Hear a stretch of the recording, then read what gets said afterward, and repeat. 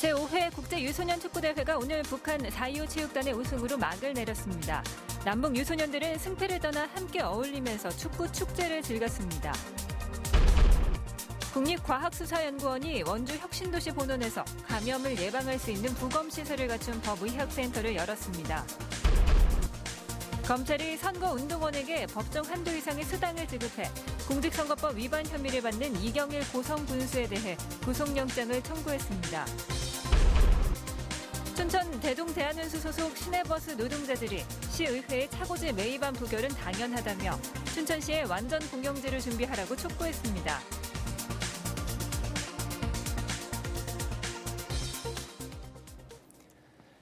시청자 여러분 안녕하십니까? 제5회 국제유소년 축구대회가 오늘 결승전을 끝으로 그 막을 내렸습니다. 나란히 우승과 준우승을 차지한 남북 유소년들은 승패를 떠나 함께 어울리면서 축구 축제를 즐겼습니다. 김상훈 기자입니다. 남북 유소년 선수들이 공을 두고 치열한 몸싸움을 벌입니다. 관중들은 남북을 나누지 않고 아낌없는 함성과 응원을 보냅니다.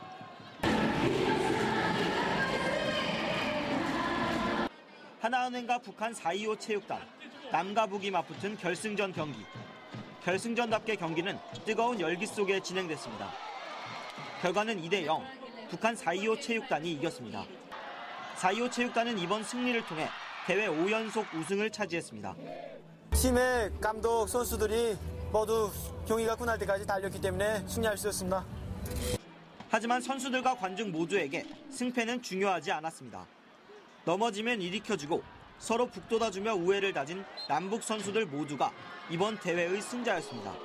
이렇게 북한함이 하나가 돼서 이렇게 축구를 할 수 있게 만들어주신 여기 강원도 지사님인데 그다음에 김경선 사장님께 그 강원도 전체 시민들에게 고맙다는 인사를 드리고 싶습니다. 마지막 경기가 끝나고 남북 선수들은 함께 손을 맞잡고 관중들에게 감사 인사를 전했습니다.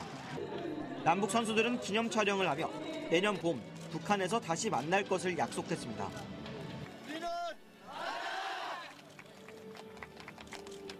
저녁 환송 만찬을 끝으로 일정을 마무리한 북한 선수단은 내일 김포공항을 통해 중국으로 전지훈련을 떠납니다. MBC 뉴스 김상훈입니다.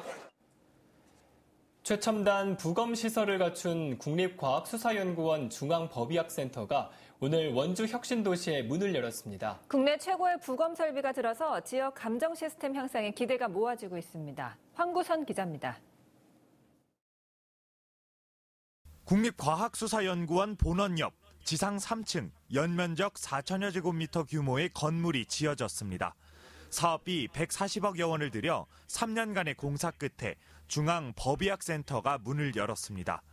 메르스 파동 때 부검의들의 감염과 바이러스 외부 유출이 우려돼 어려움을 겪었던 3년 전과는 달리 생물안전 3등급의 특수 음압 부검실이 들어서 고위험 병원체로 감염된 시신 감정도 가능해졌습니다.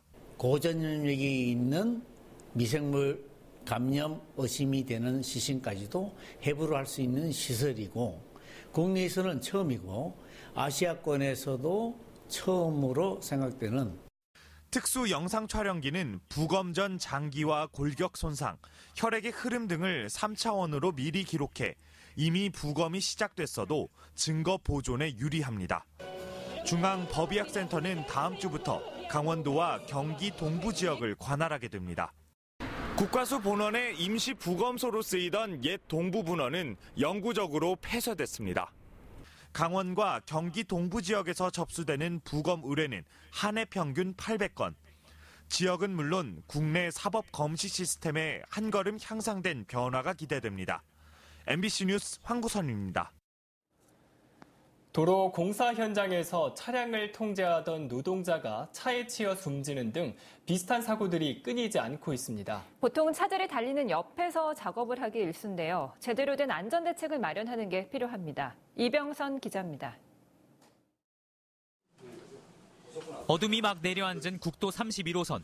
커브길을 지나 달리는 차량이 도로 한복판에 서 있는 남성과 마주칩니다. 사고가 난 것은 어제 저녁 5시 50분쯤.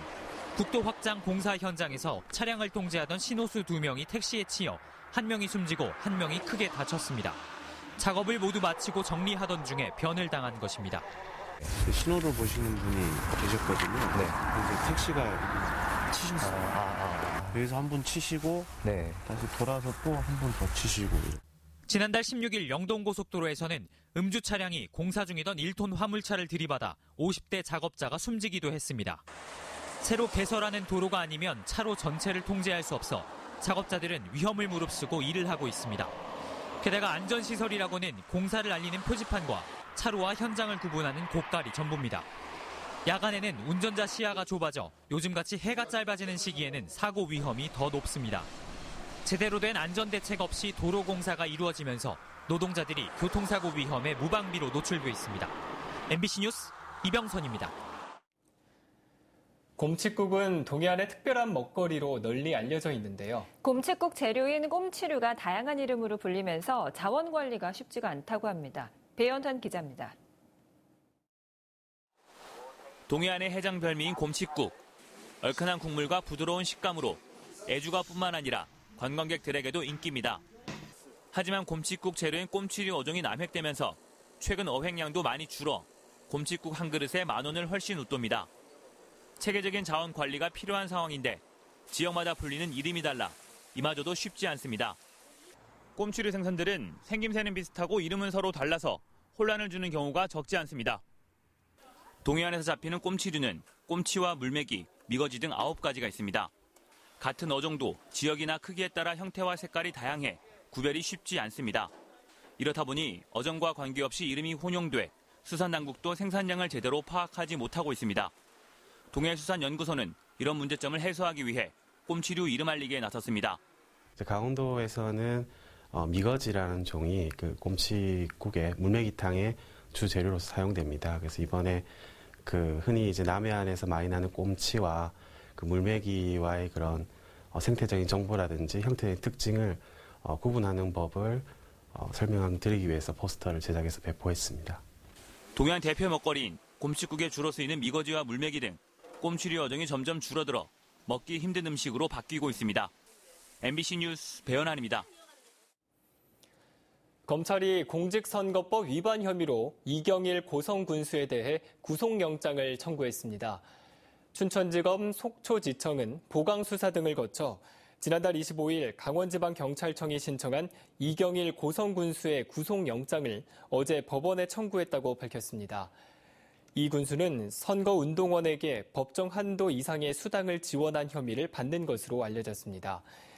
이경일 고성군수에 대한 영장 실질 심사는 오는 6일 춘천지방법원 속초지원에서 열릴 예정입니다. 춘천 대동 대한운수 소속 시내버스 노동자들이 춘천시에 완전 공영제를 준비하라고 촉구했습니다. 이들은 춘천시 의회가 시의 차고지 매입안을 부결한 것은 당연하다며 검증되지 않은 협동조합에 버스 운영을 맡길 수는 없다고 말했습니다.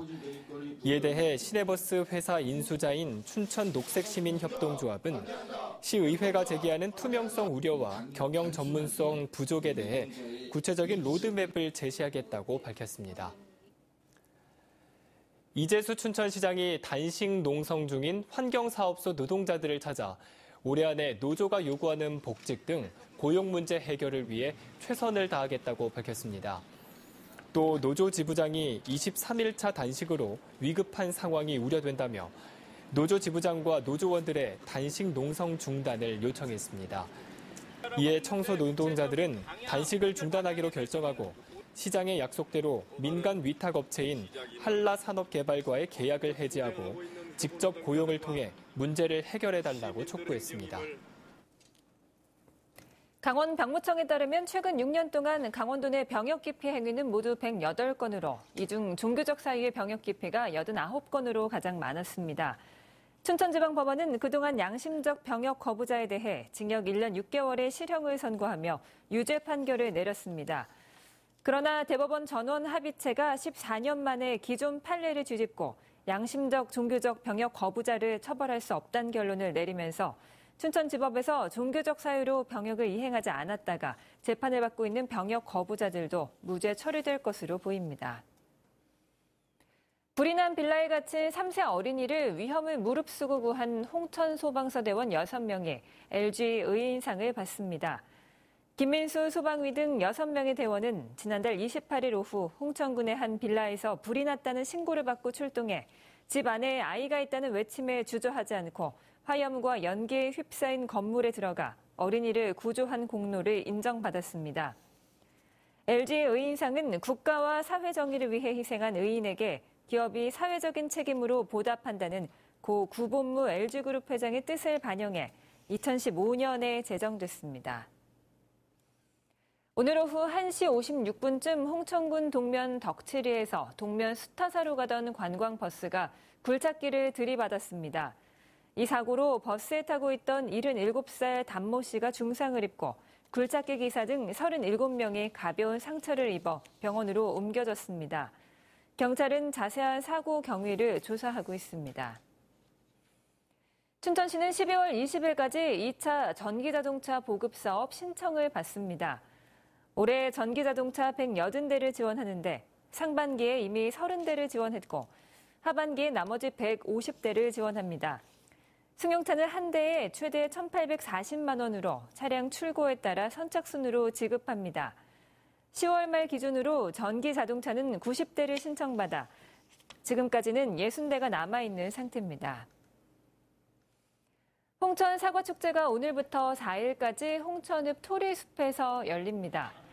올해로 3회째를 맞는 홍천 사과축제는 첫째 날인 오늘 인문학 콘서트와 필하모니 오케스트라의 공연이 펼쳐졌습니다. 내일은 12개 팀의 노래 공연이 열리고 마지막 날에는 홍천 사과 골든벨을 비롯해 다양한 행사가 열립니다. 또 사과 품종 전시회와 품평회, 축제 캐릭터인 홍다리를 주제로 한 낚시와 다트 등 다양한 체험 프로그램도 이어집니다. 강원대학교 병원이 대규모 간호사 인력 채용에 나섰습니다. 강원대병원은 지난 국정감사에서 최근 3년간 간호사의 퇴직률이 20%에 달해 전국 국립대 병원 가운데 가장 높다는 지적을 받았습니다. 병원은 이번 채용을 통해 간호사의 처우와 근로환경 개선에 힘쓰겠다고 밝혔습니다. 채용 인력은 190명이며 원서 접수는 이번 달 15일까지 진행됩니다.